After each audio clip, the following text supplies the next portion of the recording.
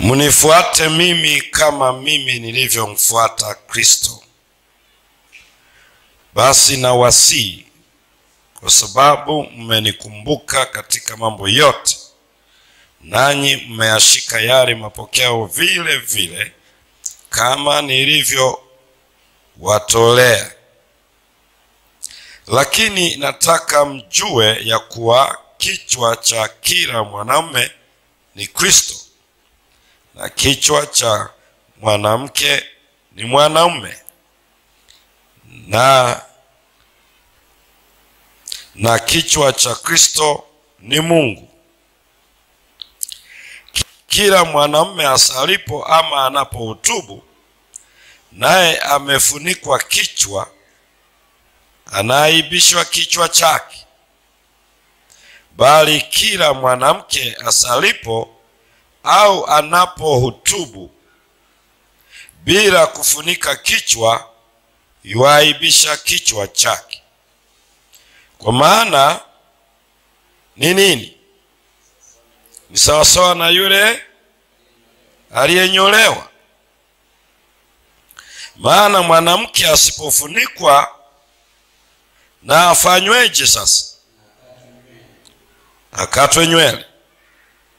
Au ikiwa ni aibu mwanamke kukatwa nywele zake au kunyolewa, na afanyweje sasa?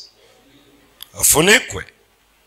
Kwa maana kweli haimpasi mwanamume kufunikwa kichwa, kwa sababu yeye ni mfano na utukufu wa Mungu. Lakini mwanamke ni utukufu wa nani? Wa mwanamume. Maana mwanamume hakutoka katika mwanamke, bali mwanamke katika mwanamume. Wala mwanamume hakuumbwa kwa ajili ya mwanamke, bali mwanamke kwa ajili ya mwanamume. Kwa hiyo imempasa mwanamke awe na dalili ya kufanywaje? Kumilikiwa kichwani kwa ajili ya malaika. Walakini si mwanamke pasipo mwanamume, wala mwanamume pasipo mwanamke katika Bwana.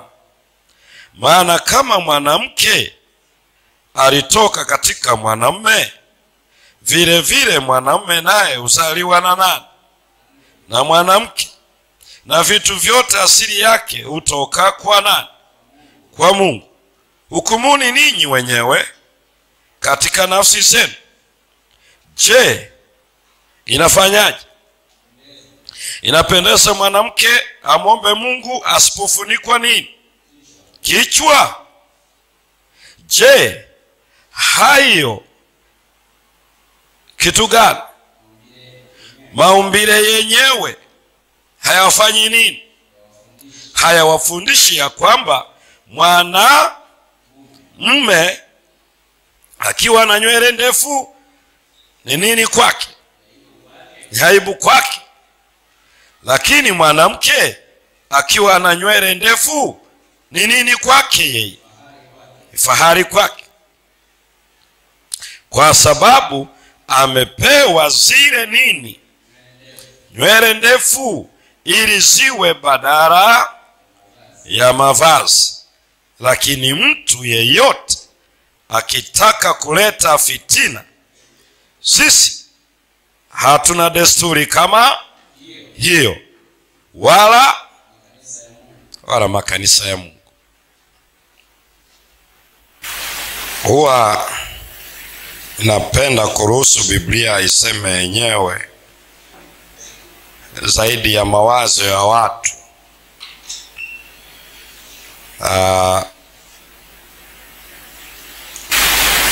Kuisemea Biblia ni kama unasema hatuwezi kupata majibu kutoka kwenye Biblia, wala hakuna kitu kigeni sana pale cha kujaribu kutafuta namna nyingine, lakini ni namna tu ya usomaji wetu, na nahitaji tupite tu haraka hapo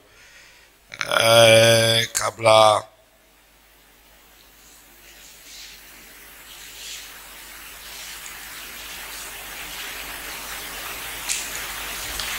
Kwanza tunahitaji kuona sababu ya kufunika kichwa.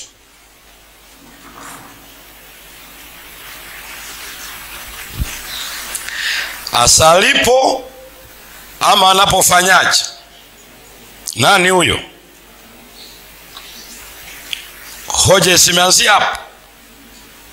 Afanye hivyo akiwa Tuko sawa?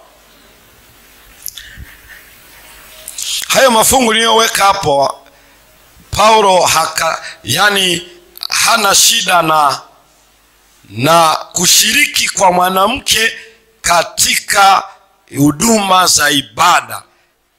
Hana shida na hiyo. Na ndio maana wale wanaosema mwanamke asihusike kwenye ibada, ukimwambia niletee maandiko, hana. Maana ni huyu Paulo anayesema iwa anafanya mambo mangapi? Moja, praying, kusali. 2, prophesying, kutoa unabii. Kwenye Kiswahili wametumia anapohutubu. Lakini maneno mawili ni kutoa unabii ama kusali. Praying and prophesying. Katika congregation, katika kanisa. Kwa hiyo yani ukisoma hapa, hata kama hujaenda kwingine, Paulo hana shida kabisa na kuparticipate, kushiriki kwenye huduma za ibada kanisani. Hana shida kabisa, kwa sababu anasema ikiwa anafanya hayo, ana shida tu na tabia fulani ya hawa baadhi ya wanawake, maana sio wote katika Korinto. Sasa ndicho anachokieleza. Hapingani na kushiriki kwa wanawake katika huduma ya ibada kanisani. Vinginevyo angelisema wasisali wala wasitoe unabii kanisani moja kwa moja, lakini amesema wanapofanya hivyo wafunike nini? Kwa nini afunike kichwa? Mstari wa 5 anasema anaaibisha nini? Anaaibisha kichwa chake. Naulizeni maswali. Kichwa chake, hicho chake ni kipi? Maana mgogoro unaanziaga hapa.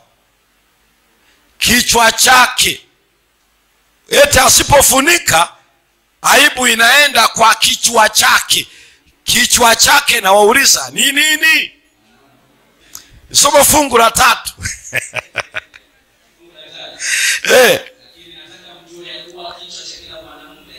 Ni Kristo. Kichwa cha mwanamke ni nani? Asipofunika kichwa, anaaibisha kichwa chake. Sicho cha kwake yeye kama mwanamke. Mmewe. Nasikiliza vizuri hapa, sijawapitisha kwenye lugha ya Kiyunani. Maana yanayoeleza haya ni lugha ya Kiyunani. Uzuri wa lugha ya Kiyunani ina jinsia, ina wingi, na ina aina ya mudi. Ukisema mbona leo sina mudi, mbona leo ana mudi kama amekasirika, kwenye neno la Kiyunani na Kiebrania neno hilo moja lina hivyo vyote. Kwa hiyo nikitaka nikueleza akati anaandika ametumia mudi gani hapa, unajua ni mudi gani alikuwa nayo. Kwa hiyo anachoeleza, asipofunika kichwa, ana aibu inaenda kwa mume wake ambaye ndiye kichwa chake. Kwa nini alipaswa afunike kichwa? Kufunika kichwa, sikiliza vizuri, ilikuwa ni ishara ya kuwa chini ya kichwa ama mamlaka ya nani? Kwa hiyo inahusika na mambo ya submission, inahusika na mambo ya heshima, staha ya mwenzi wake. Na ndio maana soma ule mstari wa 10. Kwa hiyo imempasa mwanamke awe na dalili ya kuelekewa kichwa. awe na dalili ya kumilikiwa. Kiswahili ametumia neno kumilikiwa, lakini ni ile fungu la 3, yeye ni kwa kichwa chake ni mmewe, na hivyo kufunika ilikuwa ni dalili ya heshima na star, kwa maana ya authority, yani ana submit kwa authority na headship of her husband. Yani kitendo cha kufunika kichwa ilikuwa inaonyesha ana adabu kwa nafasi aliyopewa na Mungu, ambayo tutakuja kuiona hapa, na huyu ana heshima kwa order, yani utaratibu alioweka Mungu. Ndio maana akifanya hivyo anasema basi anyolewe, akatwe nini? Kunyolewa ilikuwa ni aibu ya juu sana ya mwanamke, inaonyesha hana adabu. Kwa hiyo kaona wanamnyoa, tena kuna kosa alilofanya, wananyoa, acha zile nadhiri ambazo zilikuwepo. Kwa hiyo anasema kama umegoma kuweka hicho kiremba, basi wewe ijulikane, basi unyolewe. Sio kwamba anasema ukinyoa mambo ni sawa. Maana yake ni kwamba kunyolewa na kutofunika kichwa ni sawa sawa. Kwa hiyo kufunika kichwa ilikuwa anasema ni dalili ya kumilikiwa, sio swala la ownership, lakini inaonyesha staha na kujali order aliyoiweka Mungu kwenye familia. Tunaenda sawa sawa? Tupo tunaenda. Kwa kitendo hicho angetangaza hadharani kwamba alijiona kuwa huru kutokana na kiapo chake cha uaminifu na utii kwa nani? Kutokufunika. Alikuwa anatangaza hivyo, I'm free from marriage vow. Sifungwi na agano la ndoa na mwenzi wangu. Hicho kitendo. Baada ya hapa nitawapeleka ujue kwa nini anaandika ni katika amebezi kwenye nini. Hiki ndicho Paulo anasema, kwa kutokubaliana na hilo, maana yake anakwenda kinyume na utaratibu wa Mungu. Ndio maana ameanza na kanuni moja hivi: kichwa cha mwanamume ni nani? Na kichwa cha Kristo ni nani? Na kichwa cha mwanamke ni nani? Ila anatoa order katika family. Haya maelezo yote yanayotubabaisha, base ni fungu la 3. Ndio base, yani jenga hoja kuanzia hapo.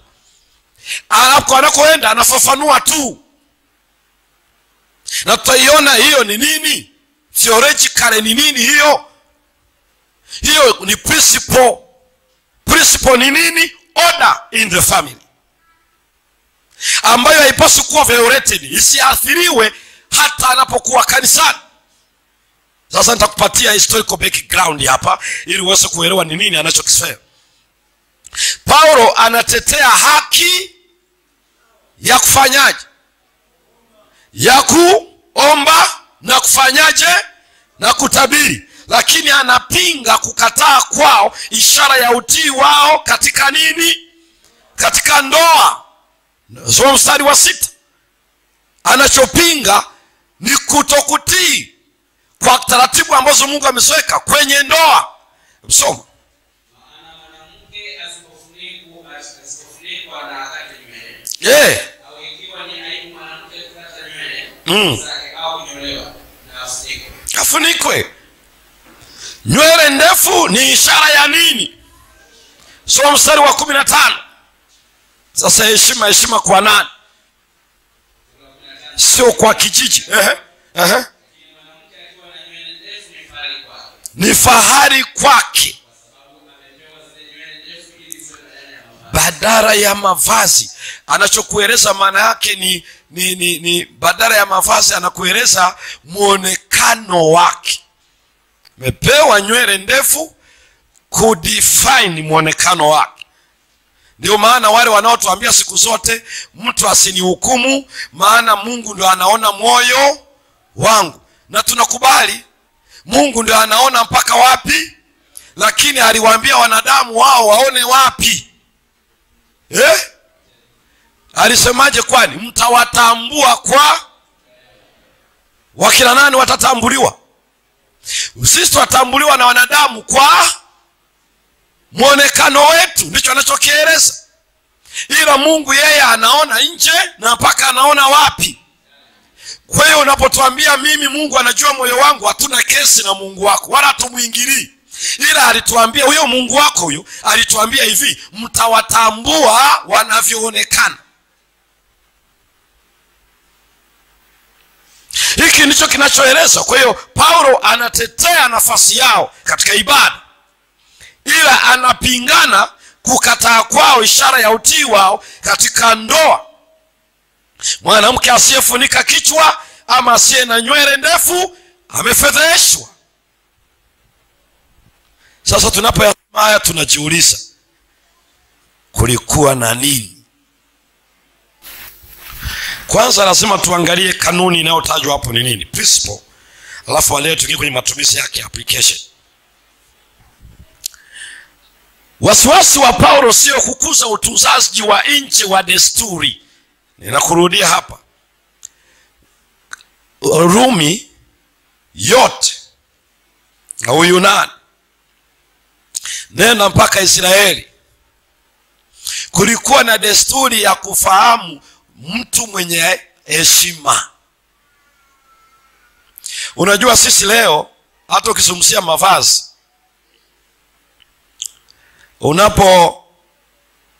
mavazi yao ilikuwa ni kanzu, lakini namna zile kanzu zilizokuwa zilikuwa zinatofautisha wa kike na wa kiume. Ulikuwa na distinction. Sio kila kanzu iliyokuwa inavaliwa na jinsia huko na kule, hapana. Taratibu walizokuwa nazo katika wakati ule wa karne ya kwanza na rudi nyuma Agano la Kale, walikuwa wanatambua mwanamke aliye na heshima kwa namna ya uvaaji. Na ndio maana kwa Warumi bado sio tu katika ibada, lakini kama mwanamke anaenda nje kutoka nyumbani, alikuwa aliyeolewa alikuwa anafunika kichwa. Na ilikuwa hiyo ndio ishara ana adabu. Sio kwamba basi wote waliofunika wana adabu. Mimi hapo sasa usipime. Ila kwa kijamii ilikuwa ndio kipimo cha mwanamke mwenye heshima kwa mume wake na adabu kwenye jamii. Sasa hawa Wakristo wa Korinto, kulikuwa kuna issues zaidi ya 12. Yaani kitabu cha Korinto ya kwanza alikuwa anajibu hoja zaidi ya 12 changamoto za waumini Korinto. Na moja wapo ilikuwa ni hii. Ipi? Wao Paulo aliwahi kuhubiri, na ndio maana ameiandika kwenye Wagalatia 3:28. Katika Kristo hakuna Myahudi wala nani Myunani. Hakuna mtumwa wala mtu aliye huru. Hakuna mwanamume wala nani. Na ndio maana utaona ameijadili hiyo hoja kwa Wagalatia, ameijadili pia kwa Wakorinto. Wakristo walikuwa na changamoto moja. Walipoona katika Kristo mambo ni sawa, wakadhani Ukristo unaondoa gender distinction. Nisikiliza vizuri. Ukristo wakafikiri unaondoa tofauti ya kijinsia. Kwa hiyo wakasema we are free in Jesus name. Kwa hivyo wakawa wanafikiri muonekano unaowatangaza kwa jamii kwamba hawa wameolewa, hawa wana heshima, wakajaribiwa kujiondoa. Na sasa wamejiondoa, hivyo ndio wanaotoa huduma kanisani. Anaeleza mtaiambiaje jamii ikiwa jamii inaelewa kitendo hicho ni kukosa adabu. Sasa eti wakosa adabu leo ndio wanaoomba na ndio wanaotabiri. Leo Paulo anasema mnaaibisha kichwa chenu, mnaaibisha. Halafu mnakwenda kinyume na oda. Ndio maana akaanza ile oda, unapoaibisha mmeo usifikiri kwamba ni issue ya kijamii. Ni issue ya Mungu wako, kwa sababu mume wako ni kichwa chako. Kwa hiyo anawarudisha moja kwenye cultural understanding, 2 kwenye divine order ya familia. Kwa hiyo ndicho anachoshughulika nacho hapa. Jamii ilijua wanawake wasiofunika kichwa ni wahuni, ni malaya, hawana adabu. Sasa eti leo injili gani hii iliyokutwa kwa hawa wanawake ambao wanadhani kuwa katika Kristo ni kuondoa utambulisho unaofahamika katika jamii? Kwa hiyo ndicho anachoeleza hapo. Anakuza utunzaji wa nje wa desturi za uelewa kwa jamii husika. Hivi nyinyi mniambie, kwa mfano, ukiniona kesho ninakuja hapa na nimevaa sketi na nimekazana Yesu anakuja, mtaelewa ujumbe? Si mtashauriana mnipeleke Mirembe? Ndio. Sasa kuna uhusiano gani wa sketi na mimi kunipeleka Mirembe? Jamii, mniambie tofauti yake ni nini? Yaani nimeamua kabisa tai yangu lakini nimevaa sketi, shida yangu itakuwa nini? utamaduni wetu. Kwani Biblia imesema sketi ivaliwe na wanaume? Kwani Biblia imesema vazi la wanawake lazima ni sketi? Hapana. Uliwahi kuona sketi kwenye Biblia? Fungu lipi? Sasa nani ametuzuia leo kuvaa sketi wanaume? Nani ametuzuia? Tamaduni zetu. Mnazungumzia tumboni.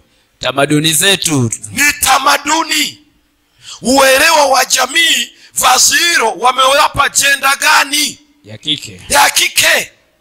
Ndio maana ukivaa sketi unatembea kila mtu anakuangalia tu, anajua zimesharuka huyu. Lakini ziko timamu. Ila kweli ziko timamu hata usijue kuwa na akili timamu kwenye jamii vinahusisha uvaaji.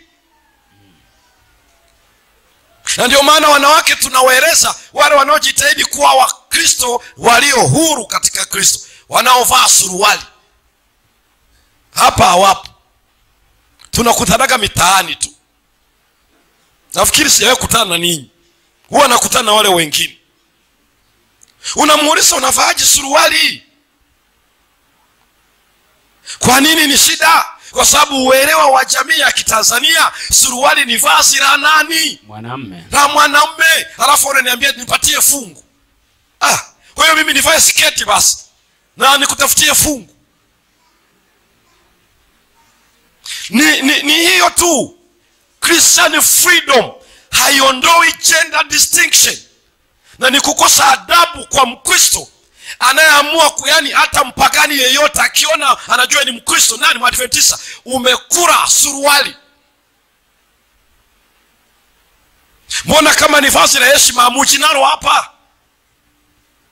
Kama hapa alifai, linafaa ofisini. Ninyi mnajifanya muelewe ninachokisema. Vazi lolote lisilofaa katika ibada maana yake halifai popote. Inabaki la kazini, kwa maana shambani. Sio kwamba uwe uchi kwa kuwa niko shambani. Eti nikute mimi niko shambani sasa kifua chote kiko nje kama cha simba. Ama unaosha vyombo pale nyumbani lakini umevaa nguo, yani mtu akifika hodi ukitokea sema hodi hapa nyumbani anaangalia pembeni. Kwa nini? Alafu unatuambia Mungu anaona moyo wangu. Peleka huko moyo wako. Usidanganyike. Kuna mambo ya kijamii yanayoonyesha haziko timamu. Na hivyo vitu ndio vinaharibu injili. Na ndivyo Paulo anaweka sawa kwamba jamani, kwa Wakristo hakubomoi style na mwonekano kwa jamii husika. Kule Papua New Guinea wanaume wanavaa sketi, tai. Na nina picha paka kwenye simu yangu. Kuna wachungaji walipiga simu na Ted Wilson, wana sketi na tai, lakini haja avai hizo Tanzania. Halafu ndio anakuja kuhudumu kanisa la Kikuyu. Hiyo ndicho kinachozungumzwa hapa. Kwa hiyo anaeleza jambo hilo. Paulo kimsingi analinda kanuni ya uumbaji ya tofauti za jukumu ambalo wanaume na wanawake wanapaswa kuheshimu nyumbani na wapi na kanisani. Heshima kwa kanuni hii ilidai katika utamaduni huo kwamba wanawake kuvaa aina fulani ya kifuniko cha kichwa kinachowekwa hali ya kitamaduni, si kanuni ya ukichwa yani headship, wala ujitiisho kwa maana subordination, bali ni matumizi yake. Application iko hivi. Paulo analeta kanuni, principle ni hii. Ameleta order katika family. Wale kwamba katika familia ndio maana polete hiyo issue ya kikanisa, analeta order maji. Huyu ni kichwa cha huyu. Na ndio maana kabla hajaingia kwenye ile tamaduni yao anawarudisha kwenye uumbaji. Wajue ya kwamba ndio wanajadili, anasema mwanaume hajaumbwa kwa ajili ya nani? Nani aliumbwa kwa ajili ya mwingine? Mungu alipoamua kuumba mwanaume alikuwa na hiyo order katika mind yake. Ameweka namna ya kuishi kwa hawa watu, na sasa hawa walikuwa wana violate God's order in marriage and in the church. Kwa hivyo Paulo aliona kifuniko hicho kuwa uonesho wa ufahamu tamaduni kwa mwanamke kukiri headship ya mwanamume. Kifuniko cha kichwa kilikuwa ni desturi, ndio haya mafungu ya 13 hadi 15 wa Korinto ya kwanza 11, iliyotii kanuni hii. Principle ni hii: kichwa cha mwanamke ni nani? Hiyo ndio principle ya kwenye wa Korinto iliyoko pale. Anamaanisha kipaumbele, anamaanisha wa kwanza, anamaanisha kiongozi. Ndio maana ya kichwa. Kwa hivyo ndio maana akifunika analeta heshima kwa mume wake. Asipofanya hivyo anaaibisha mume wake ambaye ndiye kichwa. Ndio lugha inayoitaja hapa. Ingawa kanuni hiyo ni ya kudumu, matumizi yake yanatofautiana katika tamaduni tofauti. Ndio maana nikawapa mfano wa tofauti katika matumizi ya hiyo principle. Issue ni order katika familia kama Mungu alivyoiweka, na namna ya kuonekana kwa jamii kulingana na uelewa wa watu wenye adabu na heshima na staa katika jamii. Theological justification inamaanisha sababu za kitheolojia zinazohalalisha matumizi ya kanuni hii. Ameeleza kwa maana mwanamke ni utukufu wa mume wake. Alafu akasema mwanaume ni mfano na utukufu wa Kristo. Kwa nini kwa mwanaume kuna vitu viwili, mfano na utukufu? Kwa mwanamke anasema yeye ni utukufu pekee. Yani mwanaume ni utukufu, ni mfano, halafu ni utukufu. Nini? Yani Mungu anapendezwa kwamba out of himself, kutoka kwake mwenyewe ameleta mwanaume. Sikiliza tofauti kidogo hii. Mungu alipomuumba mtu yule akafinyanga mavumbi, lugha yake ni hii: out of God himself the man came forth. Na ndio maana anapoona hivi anaona sura na ni utukufu wake. Kwa nini mwanamke ni utukufu wa mwanamume? Maana yake ni kwamba out of a man, kutoka kwa mwanamume ametoa mwanamke. Na hiki ndicho ambacho nasikia. Kwa hiyo anadhihirisha namna gani ambavyo Mungu amemuumba mwanadamu kutoka kwake mwenyewe, na woman for the sake of man. Kwa nini anasema hivyo?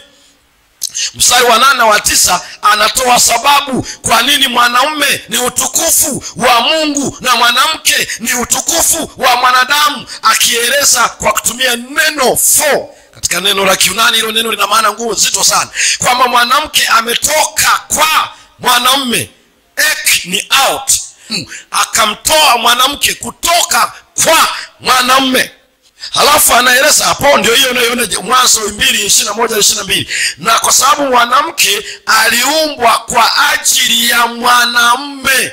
Na utaiona hapo ile fungu la 9, lakini hapo Mwanzo hii ninahitaji muda zaidi kama saa nzima kuelezea for man.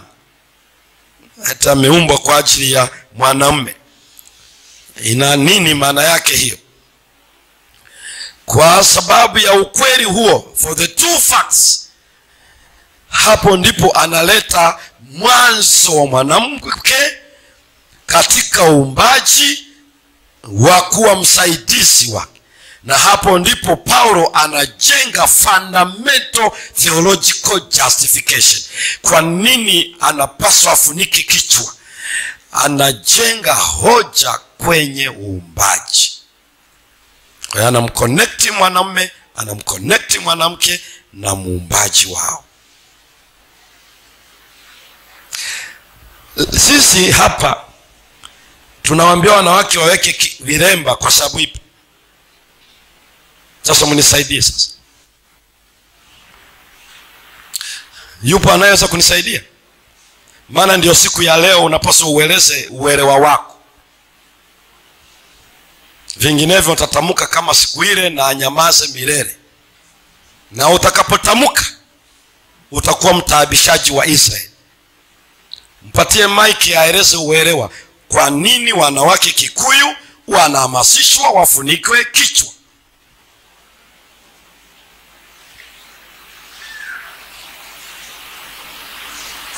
Mmejiuzuru? Yuko pale, kuna mkono pale. Pelekea ili tuone walielewa nini watu wa Kikuyu.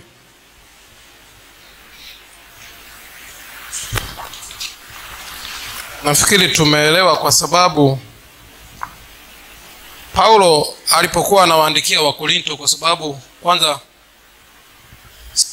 Wakorinto ila tumeyalizi haya yaliyoandikwa kwa ajili yetu. Sasa Paulo anapowaandikia anasema, ninashukuru kwa sababu mnafuata yale ambayo niliyowaagiza. Kwa hiyo kama ni maagizo, ndio maana tukasema kwamba mimi ninapaswa kuyafuata hayo. Ninaposoma yote, mingine uliokuwa unafafanua, ni kwamba unaposhuka nayo, kwa sababu Paulo anapoyatoa ukiunganisha na maelezo yako, ni kwa sababu tuyafuate. Tukiyafuata maana yake tutaokolewa. Swali langu ni hili: kuyafuataje? Sababu tumeelewa ya kwamba kanuni ya pale aliyokuwa anaijenga hoja ya kitamaduni alikuwa anaieleza katika kanuni ya kichwa cha mwanamke ni mwanamume, na kilikuwa kinafahamika katika staa na heshima kwa watu wale kwa kufunika nini? Kichwa, kwa wanawake wenye heshima na adabu katika jamii, kwamba wana dini ama hawana dini. Ilikuwa ni cultural understanding, ni swala la kijamii katika uelewa wa mwanamke mwenye adabu na heshima zake katika familia. Sasa ndio ninakuuliza, kama umeelewa hiyo kanuni, akaieleza kwamba unapofanya hivyo unaaibisha, nikakueleza kwamba principle ni hiyo, lakini application ina vali. Sasa ndio ninakuuliza, kwenye hii jamii unayoishi wewe, kwenye kufunika kichwa nao ni sehemu ya adabu na heshima? Hapo utanichanganya. Weka mic kwenye mdomo. Hapo utanichanganya. Hey. Kwa sababu kwamba kwetu leo kama uraiani haina. Cha pili ni kwamba labda kinachotuchanganya hapo, mchungaji, kinachokuchanganya wewe mimi ni kwamba hiyo principle unaoisema kwamba sio ninayosema mimi, au unaosema Biblia inasema. Ndio. Sasa hapa haijasema kwamba, ngoja kwanza, usisema haijasema. Nimekueleza hiyo kanuni iliyo na imetajwa kwenye umeitoa wapi? Sura ya 11 mstari wa 5. Ngoja kwanza, kulingana na maandiko nao yasoma. Na ndio maana wengine sasa hapa tutahitaji pengine kwamba hayo unaoyaeleza ni kwamba ni maelezo, lakini nikisoma kwenye ili fungu kwa hayo maelezo hayapo, kwamba ilikuwa ya tamaduni za kipagani. Hakuna mahali alipozungumza hivyo. Nimesoma na wewe vizuri katika mafungu mpaka nikakueleza. Fungu gani linaloeleza? Sasa sikiliza kidogo. Nimekueleza vitu vifuatavyo. Ndio. Cha kwanza, ameweka kanuni ya oda katika familia. Na ameitumia hiyo kanuni ya oda katika familia kumshawishi mwanamke anayetafuta uhuru kwa kuwa tu ni Mkristo. Na wakati uhuru huo unamfanya aonekane kituko kwa jamii, ila yeye anaona niko huru katika Kristo. Nikatoa mfano, nikasema kila anachokisema pale Paulo ni kama angekuwa ni sisi leo, angeweza kusema wanawake wanaofikiri katika Kristo wako huru kwa kuvaa suruali, wakati jamii wanayoishi inatambua suruali ni vazi la nani?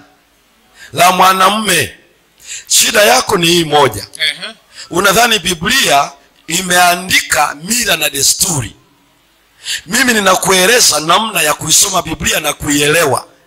Ila kama bado utanibishia sijui, na wewe hujaisoma namna hiyo, ndio maana nikakuuliza. Hata unaposikia Mungu anamwambia Musa vua viatu, wewe umevaa viatu? Umevaa viatu? Ngoja kidogo, nataka nikufananishe tuweze kuelewa. Utanitoa kwenye mada. Umevaa viatu, si ndio? Na uko mbele za nani? Mchungaji utanitoa kwenye mada. Na ndicho ninachokueleza ya kwamba Mungu amenena na watu wake kulingana na tamaduni walikokulia. Musa alijua nini maana ya kuvua nini? Viatu. Maana wakienda kwenye familia walikuwa wanavua viatu. Ilikuwa inaonyesha heshima, ilikuwa inaonyesha adabu, mtu mwenye akili timamu na kicho kwa huyu unayekutana naye. Sasa mimi ambaye leo sijui nini, kwenye jamii yetu hakuna kitu hicho, tabaki najiuliza viatu, kuvua viatu ina nini? Ndipo sasa inabidi uende kwenye biblical culture ambayo wewe unataka kujifanya kwamba Mungu ameandika kwenye vacuum. Yani eti Mungu tu ameandika. Wale watu hawakuwa na tamaduni, walikuwa na tamaduni, na Mungu alizitumia kuadresi waone heshima na kicho. Hawa nimekueleza historical background ya Wakorinto, nimekupatia tamaduni zao ambazo walikuwa zinafahamika kwa wanaume na wanawake, ambao wao walipokuwa ndani ya Kristo wakaona hazina maana. Sasa unaniambia hasijaandikwa. Ndio nakuuliza, Biblia haiandiki tamaduni, ila utaona kauli zake. Ili usijue maana yake utabidi ujifunze kulikuwa kuna nini mpaka aseme hivyo. Sasa ukitaka kusema sijaona maana yake, umekanusha kanuni za kufasiri Biblia. Kwa hiyo sisi sasa, kwa mfano sasa tunukuu tu, jicho lako kukosesha ling'oe, ufanyeje? Na limewahi kukukosesha, lakini bado mpaka sasa una macho mawili. Ili uwe mkweli, mbona hujaling'oa? Ndicho nachokuja nikueleze nini maana yake, alafu unasema haijaandikwa kwenye Mathayo. Sasa tukuulize, hujawahi kukoseshwa na jicho? Lakini mpaka leo una macho yako mangapi? Na umesupaza, hatujawahi ona. Haya, amekueleza wakikuzulumu kanzu moja mwachie na nini? Mwachie na koti. Akikupiga huku geuza na wapi? Mbona hujawahi kuwageuzia? Yani Yesu azungumuzi nje ya kitu, no, alisema na watu waliojua kwa tamaduni zao maana yake. Kwa hiyo lazima urudi nyuma mpaka usafiri karne ya kwanza, uingie Korinto, uiangalie jamii wakati ule, ndipo ujue kumbe hii ndio ilikuwa hoja. Sasa ukishaiondoa hiyo, unataka sasa utafsiri yale mafungu kwa uelewa wa karne 21 kwa raia wa Tanzania, lazima utatoa damu puani. Ubishi ulioko hapa ni issue ya hermeneutics, principle of interpretation of the scripture, ambayo ni principle ya kimaandiko ya kuelewa neno la Mungu. Sasa mimi nikishindana na wewe kwenye hilo, ninakuhurumia tu. Hatushindani, ila tunatakiwa tuwe taratibu. Nashukuru umeelewa. Nilikuwa ninauliza watu wa Kikuyu kuweka vitambaa kwa ajili ya ibada ni nini? Kinachofanyika yote hayo ni makosa ya kanuni ya kufasiri maandiko. Ni makosa ya kufasiri maandiko. Basi hakuna kitu kingine, kwa sababu kinachotajwa hapo na kinachotandika Kikuyu ni ile bandika bandua, ni ya kukopi na kufanya nini, ni ya kupesti. Ndicho kinachofanyika. Na nikaeleza kwamba kuna wenzetu ambao hawaamini mpaka leo wanawake wanaweza wakahudumu, na nikasema Paulo anajipinga, ingawa sina leo hoja ya namna hiyo, ila nimeeleza kulikuwa kuna nini Korinto, walikuwa wanawashawasha ipi, mpaka Paulo anawaeleza na akiunganisha hiyo juhudi na kanuni ya neno la Bwana. Kwa hiyo hajasema watu wavae vitambaa ili waonyeshe heshima kwa wenzi wao. Kwenye matumizi yatatofautiana jamii na jamii, ila kanuni ni namna ya kuwa na adabu mbele za Bwana na jamii husika. Kama jamii yetu ya Tanzania kuweka kitambaa ni sehemu ya ibada, naturally, heshima, adabu, basi mimi ni Mkongo. Maana mimi sasa sio Mtanzania. Kwa sababu mimi ni Mtanzania, najua staa na adabu ya Watanzania inaonekanaje. Ni sawa na wale ambao wamekuja watokee hivi karibuni, kila aina yote ya maombi lazima wapige nini? Labda Kikuyu hawajafika, lakini bado watakueleza imesema tupige magoti, na mafungu yako mengi mno. Lakini bado na mimi namueleza, kwani wewe unayefumba macho hapo unaomba, ulisoma wapi kuomba lazima ufumbe macho? Kuna mahali ulisoma? Ukisema unamfuata Yesu, kwani Yesu aliombaje kwenye Yohana 17? Aliinua macho yake juu, akatazama juu, ndio akaanza kuomba. Kwa hiyo nataka kutuambia na sisi tukiomba tutoe macho. Maana Yesu aliinua macho yake akaanza kusema Baba nakushukuru. Makosa ya ufasiri wa maandiko ni makubwa katika kanisa leo. Sio la Waadventista, nazungumzia mpaka madhehebu mengine. Ni issue ya ufasiri wa maandiko.